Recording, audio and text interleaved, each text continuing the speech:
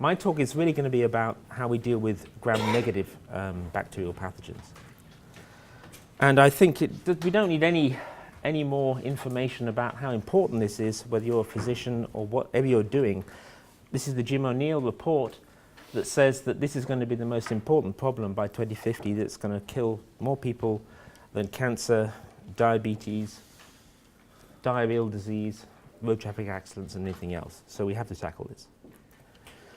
And the reason I focus on gram-negative bacteria is because the future of this problem was predicted back in using data from modeling in 2007 that suggested there will be a shift between infections caused by gram-positive bacteria and infections caused by gram-negative bacteria. And this is supposed to be modeled on bacteremia surveillance data that shows that MRSA will go away and resistance in blood cultures to E. coli or gram-negatives, Klebsiella, will rise like this.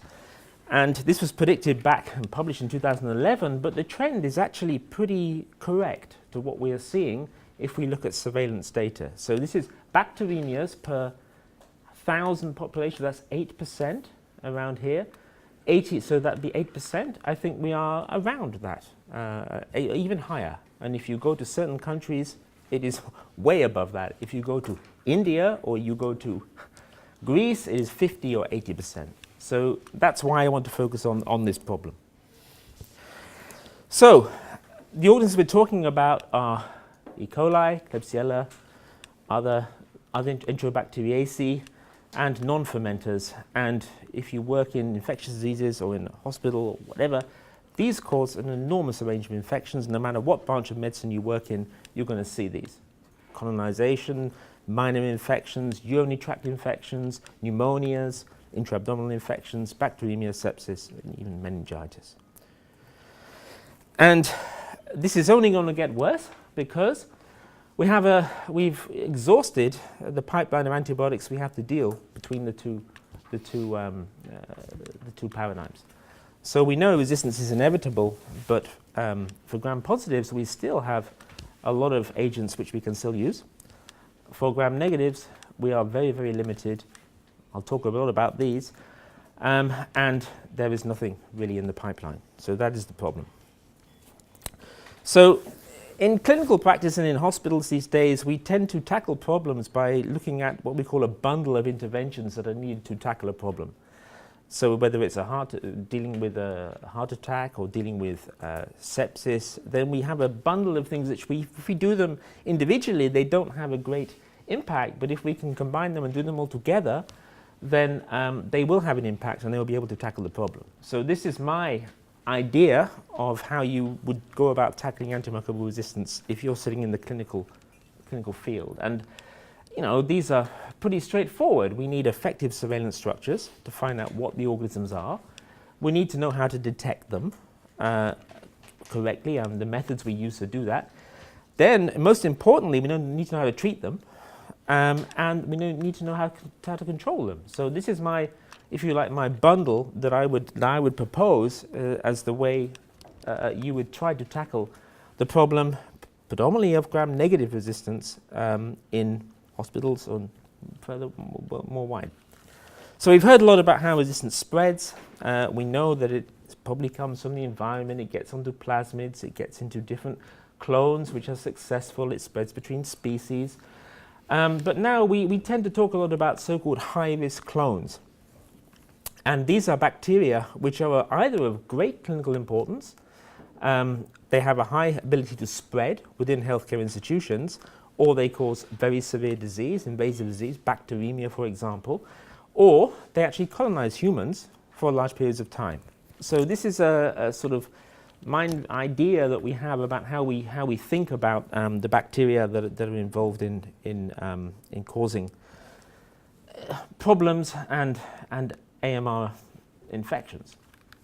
So I will talk about a few of them, but these are the lists that I would put up as the ones that we really need to focus on, whatever strategy we use. And that is, they're all gram-negative, as I've said. That is E. coli and Klebsiella, which produce ESBLs. You've heard about CTXM1415, very important, and particularly virulent clones of those organisms, particular strains, particular clones, particular sequence types, which are very successful. Then we have carbapenem-resistant gram-negatives, initially only in non-fermenters, probably only a hospital problem, but now moving into Enterobacteriaceae, into the community, particular clones, which I'll mention at some point again. And then we have these, which we are very difficult to deal with because they are essentially resistant to everything. You can test whatever you like against them. They are resistant to whatever we have. So this is just one of these maps I'll show several times. This is European surveillance data that shows ESBLs. So basically you're talking about CTXM15 or CTXM-like E. coli across Europe. Okay, some countries are in real trouble here. More than 50% of all isolates put into surveillance programs are resistant. And in the UK, the data we have, we're not doing too bad, 10 to 20%. And this is the problem. This is the typical antibiogram of a ESBL producing CTXM15, this particular strain of E. coli. It's pretty resistant. You don't have a lot of things that you can really choose to treat this with.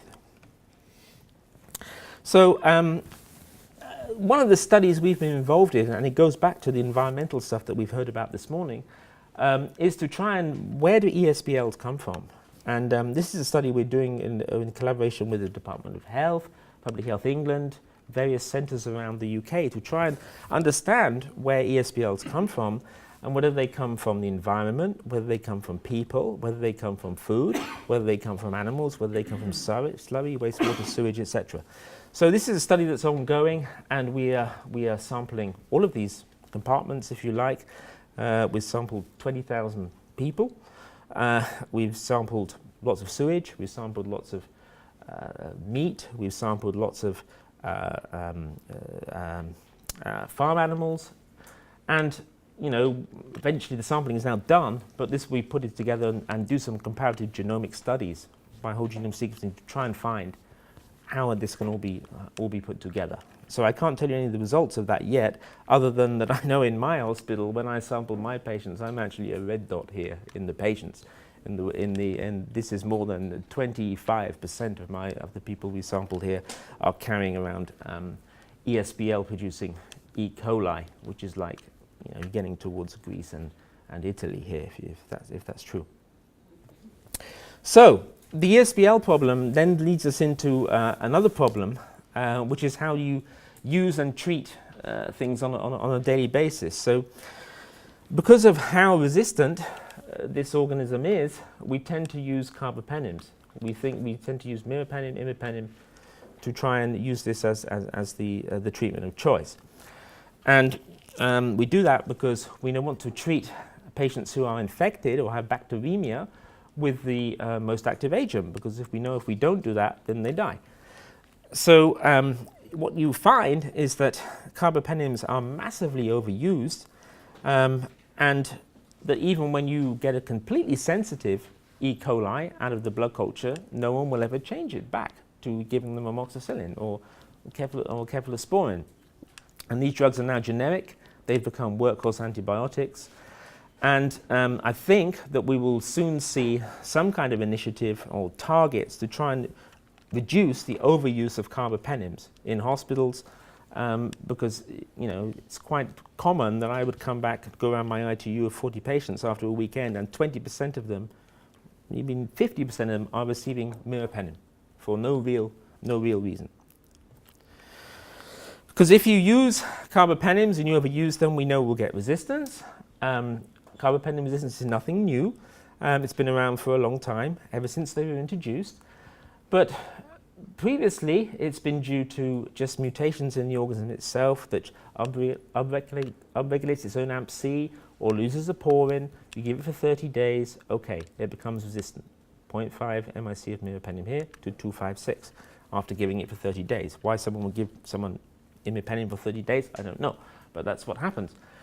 And this is bad for that particular patient, but within that isolate, there is probably little potential for that to spread, what has changed in carbapenem resistance and what has really changed the game is the emergence of new genes where they've come from, probably the environment, that have now gone onto plasmids or mobile genetic elements that are able to cross between species and between strains and between virulent and epidemic clones. So we have a whole host now of carbapenemases, I'll put this one up, which have come out of the blue.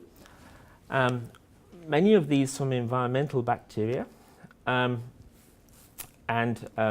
they're usually named geographically where they first isolated, but once they're on mobile genetic elements, they're on plasmids, they can transmit between different species, then they become a real problem.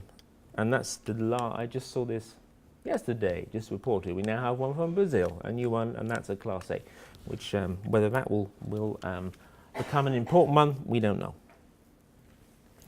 And these are all over Europe, as you can see. There is transmission, there is interregional spread. I think this is from 2014. Okay, some of these were associated with outbreaks, some of them are endemic, but they're clearly a very big problem. So we now we put our diagnostic hat on because we want to give people the most appropriate drug to treat what they actually have an infection with. Is we move to diagnostics, which is another thing in the bundle. So diagnostics for infectious diseases, I think, are important because what you really want from a diagnostic is, first of all, what is the organism and do they have an infection?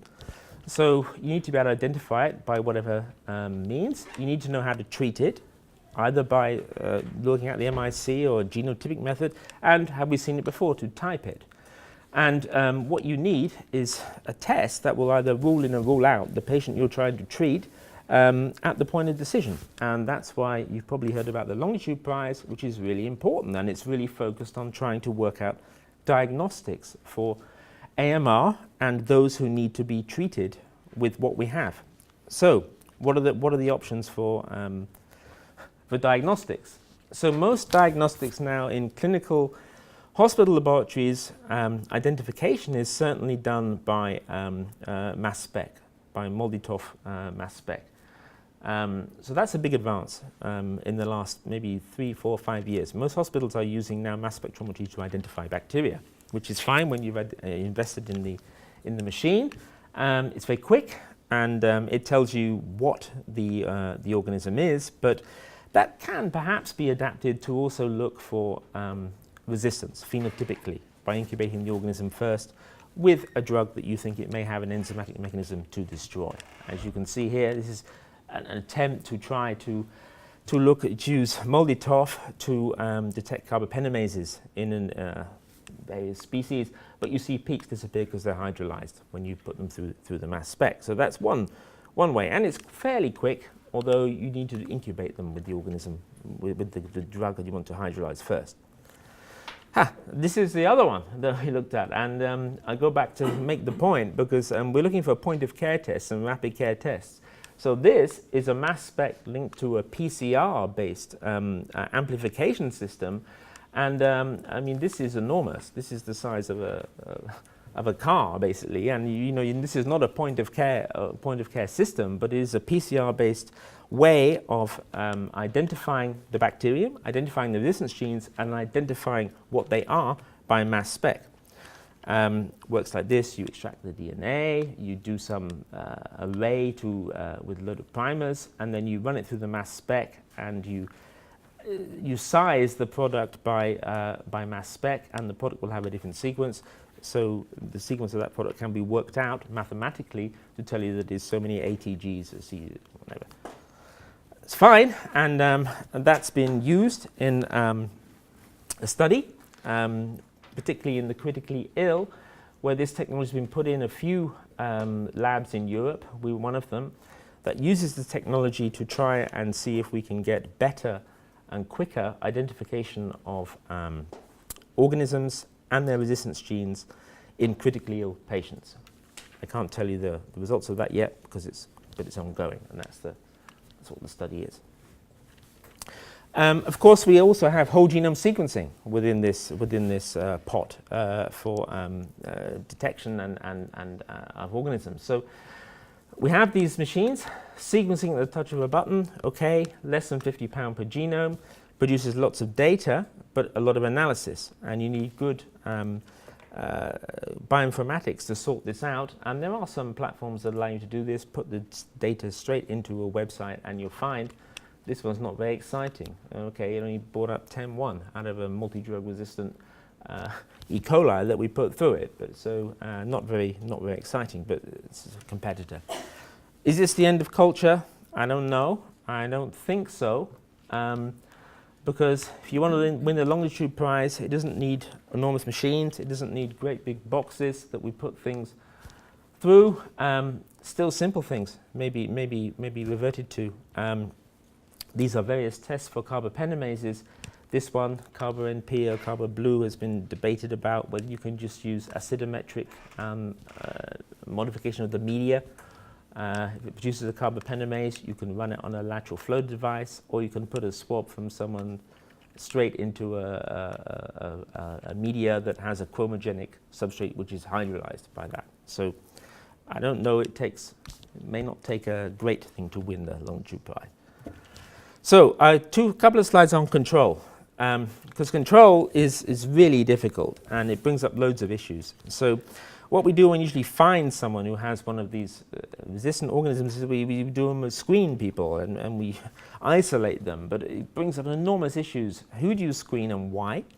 Do you isolate them? Do you put them in a single area? Do you screen the staff? Do you screen the contacts? What do? Do you flag the notes? You label them? What if they're readmitted?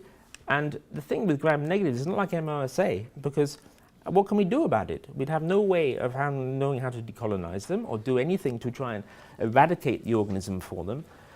And it brings up an enormous problem. And we've gone around this loop many times, and we've had cases where we cannot transfer the patient to another hospital, and also when the family won't even take them home because they've got NDM.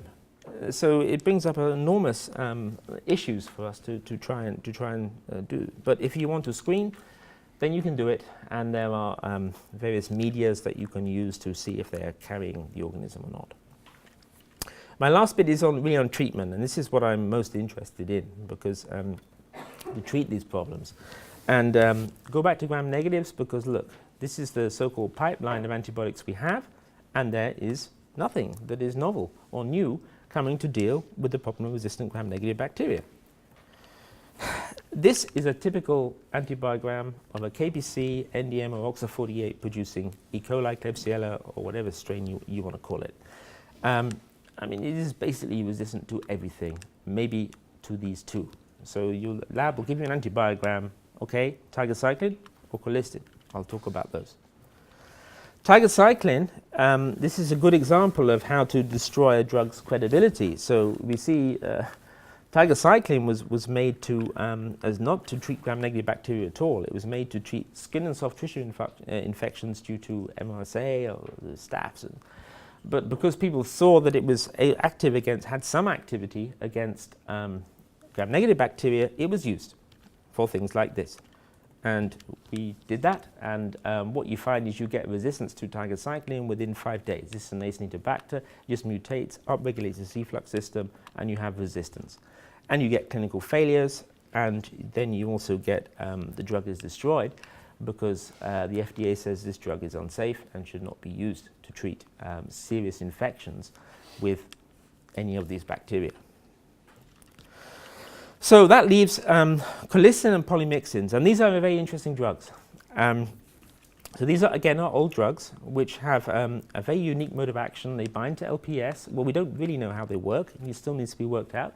But they do something to the outer membrane which disrupts it and permeabilizes it. But going back to this, a drug we abandoned in the 70s brings a whole load of other issues to us about how we do susceptibility testing for it. Does it work? Is it safe? And how do we give it?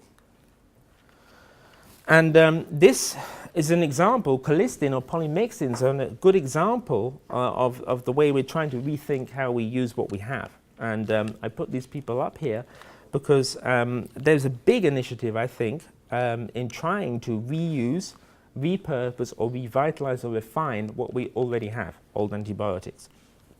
All of these bodies have this in their initiatives or whatever, and this is a nice, even NIH, this is a nice idea. I like this one, teaching old drugs new tricks. It's a good analogy, I think. So, but tackling old drugs and trying to get them to work is rather difficult. So this is when we first went back to colistin. And this is a study, 400 patients, 309, 400 patients with Acinetobacter bacteremia, multi-drug resistant, only Carbapenemase producers. And we just tried to see, well, okay, we treated them with colistin, that's all we had, does it work? The ones who had resistant organisms, most of them, there was a bad effect on mortality. The ones which had susceptible, more of them survived. But when we gave colistin as the appropriate drug, because it was deemed to be susceptible, there was no effect. That's probably because we don't know how to use it. And also that colistin is not actually bactericidal against these isolates. So initially kills it, but then it regrows, and you get out the end an isolate which is completely resistant to the drug. And that's complicated by the fact that colistin is an old drug which no one really understands the pharmacokinetics and the pharmacodynamics, how it is cleared, how it is metabolized by the body, etc. It's a prodrug we give. Very, very difficult to understand this. And if you give the dose that is recommended from the 1970s, which is still in the BNF, which is what people were going to use, that's what it's licensed for. If you give this dose, there, you see this, day after day after day, it will take you days to get to a level which is actually needed to kill the bacterium, which is 2 milligram per liter, which is the clinical breakpoint. So you need to work out the pharmacokinetics to see if you can give enormous loading doses, well above the licensed doses, to get it up to a level within a reasonable time period that is actually likely to be useful within the tissues and kill the bacterium.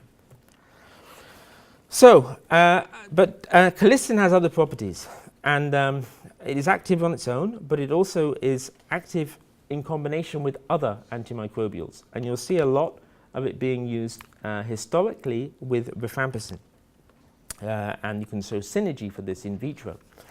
But that doesn't work in the historic trials, which are needed to show that you can treat someone with a multi-drug resistant Acinetobacter with colistin and rifampicin. No impact on the 30-day mortality. But I wouldn't give up on polymyxins or colistin, because, as I say, they have other effects which are very important into how we might use combinations of antimicrobials. And that is their ability to disrupt the outer membrane. And this is not actually completely resolved yet, and we need some membrane biologists to help us to try and work what is going on here. But they will disrupt the outer membrane and allow things which are usually not there in.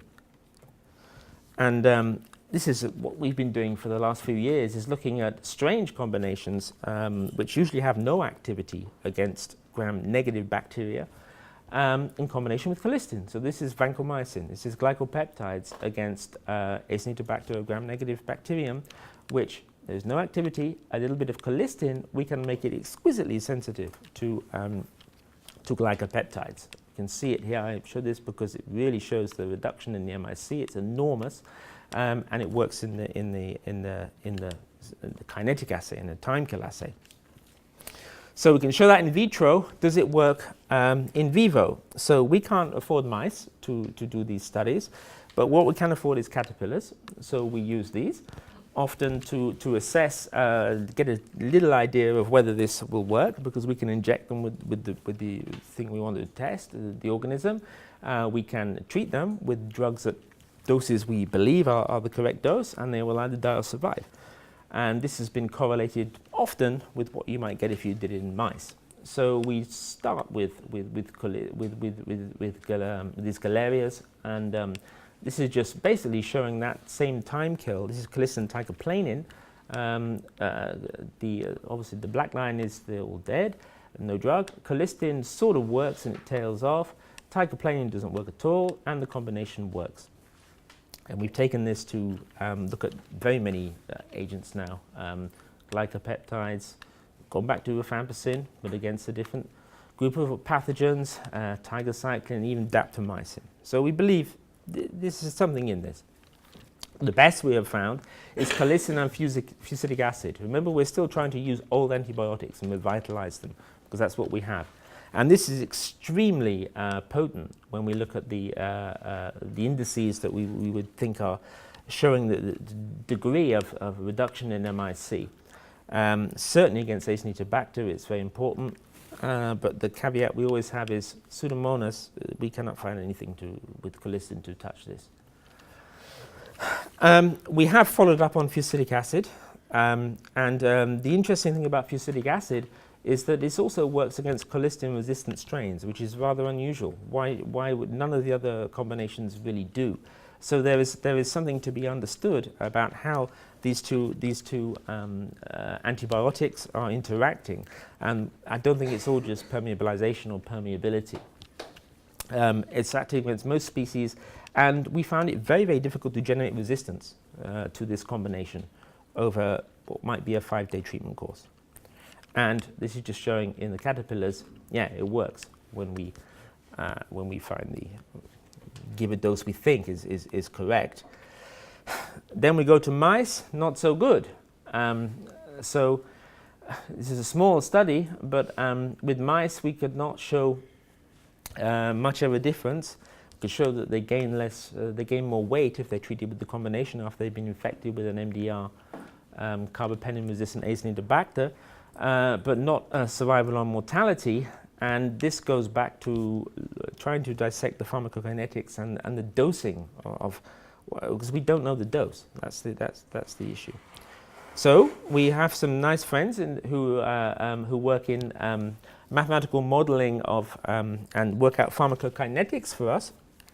So Joe works at UCL. We've given him loads of data on various time kill and tried to model what the effective dose might be for treating a colistin, treating a multi-drug resistant Acinetobacter, and the dose is very, very high. And you can see here, I just put up the equation. I don't understand it, but that's the equation, how you work out all of the data. But anyway. And to go further, we need to do more things to get better data, and you can do that in a hollow fiber model where you trap the bacteria in a cartridge and try and do this in a real-time simulation, which looks like this, which is very, very difficult to set up and is not a point-of-care test, but maybe we can transfer it to this with our engineering friends that can run this on a little chip that can there's a dye going through there, but that is that setup on there. Okay, running out of time. So, and I said don't give up on polymyxins because these drugs are useful still to us, and we can engineer better ones. And this is an example. People with what we've been doing in Queen Mary from engineers, and nothing to do with clinical medical school or anything, who think that we can actually take polymyxins or colistin and make them into microcapsules that can take the drug inside, the fusidic acid, the vancomycin, or whatever, and make this as a delivery system. Whether this will work, I don't know, but I'm sure the MLC will tell us because we put this into their AMR 2 theme. And if they invite us to give a full application, then we'll see if that is achievable. One more slide. I said there's nothing in the pipeline. Is there anything new? Well, there are a few things.